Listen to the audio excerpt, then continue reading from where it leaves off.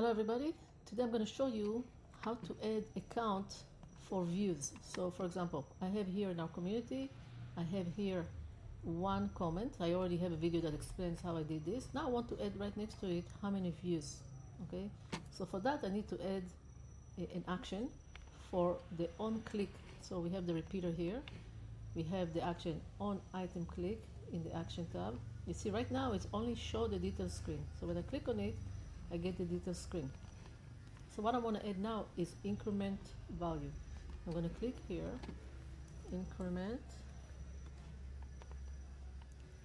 and you can see that's already mapped out for me. The only thing that I need to do is choose the column, which column to increment. So for that you need to have a column that is a numeric column. I already have one that's called views. I'm going to click on it.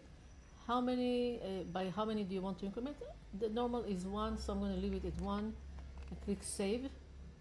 Okay, so now let's test it before we even show the value. Let's test it. So let's go back first of all to the grid. You can see the views are all empty. So now I'm going to click, and now I'm going to go back to the grid,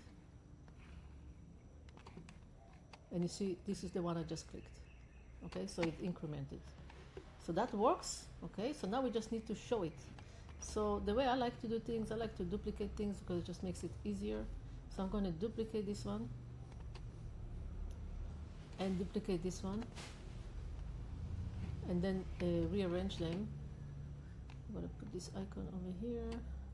Okay, so now I just need to replace with the real value that I want. So I'm going to change it to view, so it's going to be more like an eye icon maybe. Maybe this one. Great. And this, the number, I'm going to change it with the views. So I'm going to go find this over here. Okay.